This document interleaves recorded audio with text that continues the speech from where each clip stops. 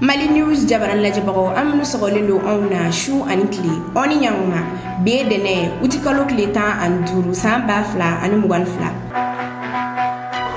kuna foni folo Francis kelekece labaw no lubele ko force barkan ulu e Mali dum hulu bla bison madaina nan boreno femie almay kelekece o yamari lié kam Mali sanfela kurukara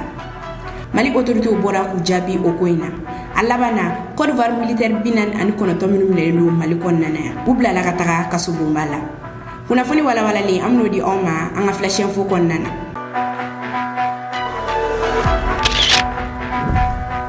kuna foni damnena colonel Assimi Goïta Macky Sall bisimle bi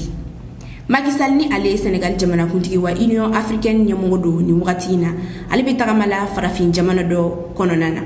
utagama adamnena malila bi dene utikalo kileta anduru Macky Sall ale ka pankulu jigina Mali pankulu jigiyoro la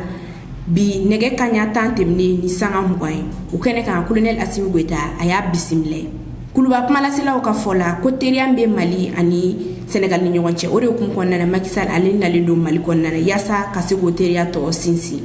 ngani ata kalaje ibaye ka fo ko wakati mina gerente doni be Mali ani Côte d'Ivoire ni ñogonche o wakati kilin la Macky Sall ale nana tagamala Mali konnana kuna fonu ma yira ka fo ko Macky Sall ale ni Assimi Goïta ukanga dantigelike ukoina ukofe Macky Sall ale kanga taga sebeni koro katata shiblake ka nyeshi Ibrahim Boubacar Keita musoma nege kanyata annani temne ni sanga bisabe Macky Sall ale kanga kunda airport ka sabla kanga ta shi Chad shini wulada fe Macky Sall ale be bo Chad ka kunda Gabon ka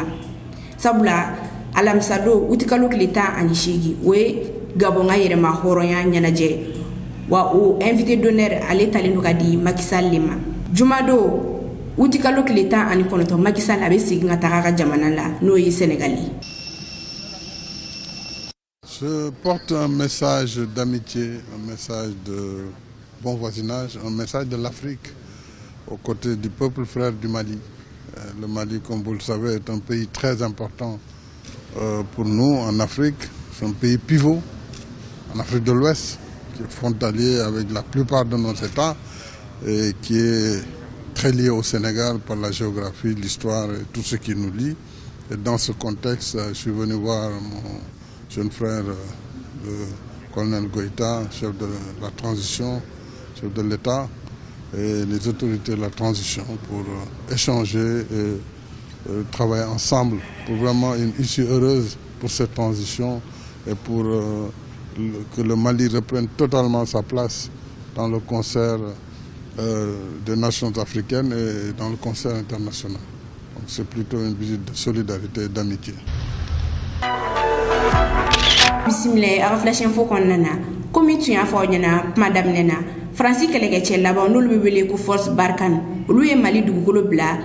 bi dene utkalo kleta anturu Francis kelekece o kanyemogo ale sebenbo biso madaina seben konnana ayira ka fo ko Francis kelekece laba minu kumbe gawo ku e Mali frontière chetige kataka Niger ni woni kibaro ya dumay sabula kunu gaw shifina kaw ye wulika joke ku ga nisongo ya yira ku be fe Francis ga Mali dugukolo bla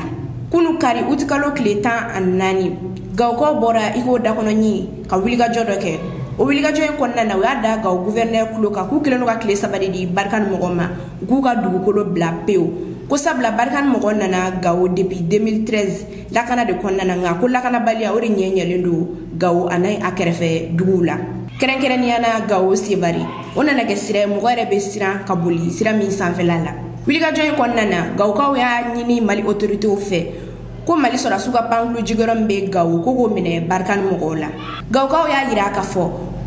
ko barkan mo attaque saba min kera zone de 3 frontières la kerenkeren yana tesi no kera karitimne utkalo kle wolonvla ko barkan mo go simbo o attaque nununa gaw ka koni we kle sabare di barkan mo go ma guga dugukolo bla pew wa kuno kle saba dafara ka soro umuga dugukolo bla ubena barkan mo go ga circulation buno tike gaw dugu nana gaw sebari gaw burem gaw ansango ani gaw wabaria wuno bela jele fene tike wilika joyen kon nana gaw ka da kona gese o kunye vive l'armée malienne dégage barkan wilika joyen kon nana mo do alip mana gaw ka bela jele tokola anga je anga lere lame considérant l'exigence des autorités maliennes adressée aux autorités françaises de mettre fin au délai à leur présence de la force Barkhane sur l'ensemble du territoire national. Considérant le retard pris et la mauvaise foi des forces françaises, Barkhane a continué d'occuper la base militaire de l'aéroport de Gao. Considérant la persistance de l'insécurité sur les axes routiers, notamment sur la route Gao-Sévaré, devenue l'une des routes les plus dangereuses, nous forces vives de la ville de Gao donnons à compter de ce jour, 14 août 2022, un ultimatum de 72 heures pour le départ définitif de Barkhane. Passé ce délai, nous interdirons la circulation de toutes forces étrangères dans la ville de Gao et sur les axes routiers Gao-Ansongo, Gao-Bourem, Gao-Wabaria, sans préjudice de toute autre action nécessaire jusqu'à l'atteinte de notre objectif. Nous exhortons les autorités maliennes de transition à accentuer les efforts de redéploiement de nos forces d'armée et de sécurité sur l'ensemble du territoire national et leur exprimons notre soutien total dans les efforts de sauvetage de notre grande nation. Kunafoni filana komi antu ya fa onyana chugomina jumadu almayin ko kuwa kelege chairman be ministre konnana ulubina baralajo o kunafoni dilen ko fe mali ministre misigile no mali ani jamana were ko nyana boli kama Abdoulaye Diop ale bora kala silike aka kuma konnana ala donia ka fo kolu kunya nyini ministre mo fe kuga mo doni ani boli mali konnana ani kuga pankulu ga mali sanfela kurukara kugo bela jinena jo folo sani sharia kura ka sigi wa ko de nyinina almay fe ku berebe uma nga ku maso ma wori nana ni geleya Abdoulaye Diop ya la donia ka fo ko depuis utikalo kle folo sharia kura o talendo ni o sharia kura o ye communisme mo doni anu boli mali konnana o ka lajo o ka pankulu kana mali sanfela kurukara sharia kura kadri konnana almay nga la sigi dembe mali konnana Abdoulaye Diop ale wele blama ni ka bisimla a jabalala o kene ka mali ministre misigino mali ani jamana were ko nyana boli kama ay sharia kura inda almay nga la sigi de kloka ani ay wala likai almay nga la sigi dembe mali konnana ayira ka fo kaye sharia kura ay famya nga alibi uma decision ta almay ko fe Egypte jamana mi ayira ka fo kulubina bo ministre konnana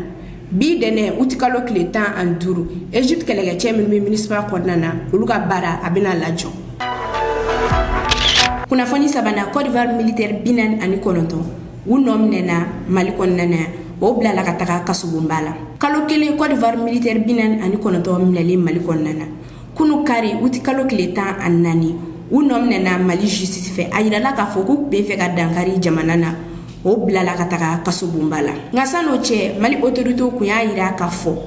kulu be fe sigi ga fo de ga to uni Côte d'Ivoire ni nyogonche wa hute fe manga ke uni Côte d'Ivoire ni nyogonche ore kum konnana fornya singbe ni ale togo jamana kuntigi ale wili ka job back yasa sigi ga fo be siga to mali ani Côte d'Ivoire ni nyogonche chugamina o sigi ga fo ndo kum konnana mali autorité ani Côte d'Ivoire autorité u tagara mala togo mo masega ben fola sabula mali autorité ya nyini Côte d'Ivoire autorité fe ku ka boka fo ko fili du soro wa ku ka militaire nana mali konnana ka soro mali autorité mu ya maria ma Côte d'Ivoire autorité u masoma sabula ya ira ka fo ko lu ga militaire munu nana mali konnana ku nana mission officielle de la wa ku nana jamana ka mission ni la o ko fe mali islamo ka nyomo ni ale to ko Ousmane Chérif Madan Aidara ale ni mali chrétien nga nyomo no e Jean Zerboy ni mo flan no willa ka se colonel Assimi Goïta ma ka nyini afe ko kan no yake ni koina kunu kari utikalo kleta annani Côte d'Ivoire militaire binan an konoto minu minena mali konnana jui kalo kle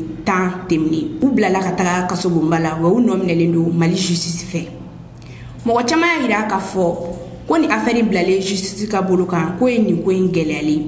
ani ata kala je sira wereka ibaye ka fo ko be sega ge sababu e kan ko inoya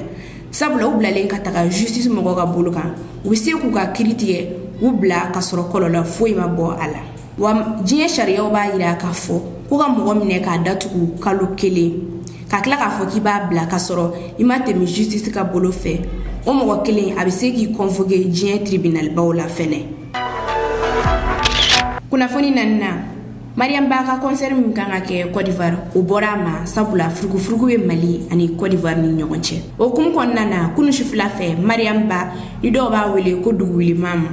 abora kala selike aka duguli fanui aga laseli aya damine ni yafadille ka ɲɛsi a kanubagaw ma. Mariam Ba ale y'a yira ka fɔ ko jamana fila kunkan ko k'ale daga dɔgɔ o ko la wa ko ɲɛrɛ ka girin ale ma. Dugubilima min y'a ladɔnniya ka fɔ ko kɔnsɛri in bɔlen a ma ko m'ale tɔɔrɔ dɛ, nka ko fɛn min y'ale tɔɔrɔ k'ale kanubaga dɔw ye crise kɛ wa ko dɔw kasira ko yɛrɛ de y'ale tɔɔrɔ kosɛbɛ. Nka an ka jɛ an ka dugubilima min yɛrɛ lamɛn. Donc minnu ye crise piqué ivoirien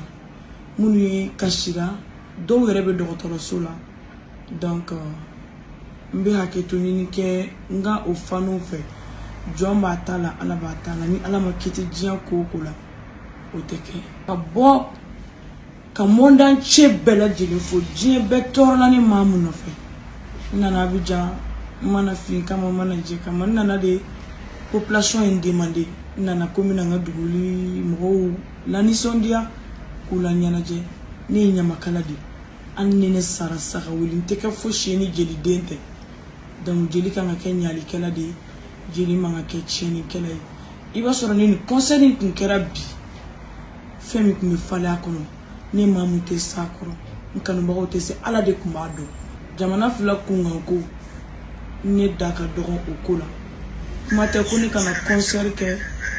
ala ni kira barika la ka jeli bɔn dugu kɔnɔ jamana kɔnɔ ne tɔgɔ la ne tɛ se o ko kɔrɔ o ko ka girin ne ma ala ni kira barika la. Kunnafoni duruna Mali gouvernement ɲɛmɔgɔ Choguel Kokala Mayiga ale fari man da la dɔɔni ni wagati in na. Choguel Kokala Mayiga ni ale si bɛ san 64 na kunu an ye kunnafoni sɔrɔ k'a ye AVC de kɛ. Kunnafoni di sira caman de y'a yira k'a fɔ ko Choguel Kokala Mayiga k'ale bɛ clinique Pasteur la ni wagati in na nka kɔfɛ Choguel Kokala Mayiga yɛrɛ ka kumalasela olu bɔra ka kuma. Wa kuma kɔnɔna na o y'a yira k'a fɔ ko Choguel Kokala Mayiga k'a ka docteur de kelen don ka repos d'a ma wa k'a bɛ repos obligatoire de la nka ko ni dɔgɔkun in kɔnɔna na a bɛna segin ka na baarakɛyɔrɔ la. Mali gouvernement ɲɛmɔgɔ ale tun kan ka ye Macky Sall bisimilali kɛnɛ kan nka a ma se ka ye kɛnɛ in kan ni o yɛrɛ kɛra bi dɛnɛ août kalo tile 15. An kunnafoni di ɲɔgɔn dɔ n'o ye Joliba TV mɔgɔ ye olu y'a yira k'a fɔ ko Choguel Kokala Mayiga a fari man da la nka kan filɛ nin waati min na ko sisan nɔ ko nɔgɔya kɛra kosɛbɛ wa ko nin dɔgɔkun in kɔnɔna na a bɛna segin ka na baarakɛyɔrɔ la nka ko donna nataw la Choguel Kokala Mayiga a bɛna voyage jamana kɔfɛ ka taga fari lajɛ. An bɛ dugawu de kɛ ala ka lafiya di Choguel Kokala Mayiga ma ka segin a yɛrɛ ma. Kunnafoni wɔɔrɔnan Niger militaire kelen minɛna bi Kayi ale tun bɛ ka bombe bila Kayi pont jukɔrɔla la. Kunnafoni in kɔni carilen don bɔlɔlɔw sanfɛla la nka ka da an lamɛnbagaw tulo kan militaire min ye nin wale in kɛ Niger militaire kɔrɔ de don sabula Niger chef d'état major ka gafe kɔnɔna na a y'a yira k'a fɔ ko mɔgɔ kɔfɔlen yɛrɛ k'a tɔgɔ de ye ko Yakuba Zakari soldat de première classe de kun don wa tun bɛ bataillon transport de la nka k'a gɛnna ka bɔ Niger armée la kabini décembre kalo tile 10 san 2018 san 4 a tɛ armée la wa mɔgɔ t'a yɔrɔ dɔn tuguni o de kun kɔnɔna na a nana a yɛrɛ sɔrɔ Mali kɔnɔna na. Yakuba Zakari ale yɛrɛ tununa a ka mɔgɔw la ka t'o kɛlɛda dɔ de fɛ. Kunnafoni carilen don bɔlɔlɔw kan cogoya min na sɛbɛn b'a yira k'a fɔ ko Yakuba Zakari ale tɛ Niger militaire tuguni o sɛbɛn in fɛnɛ carilen don o cogo kelen de la bɔlɔlɔw kan. Ni ne kun ye an ka bi flash info ye ka da aw tulo kan aw ni ce aw ka lamɛnni ko ɲuman na an ka foli bɛ an lajɛbaga bɛɛ lajɛlen kɛrɛnkɛrɛnnenya na minnu bɛ k'an lajɛ ka bɔ Espagne aw k'an bɛn wagati wɛrɛ.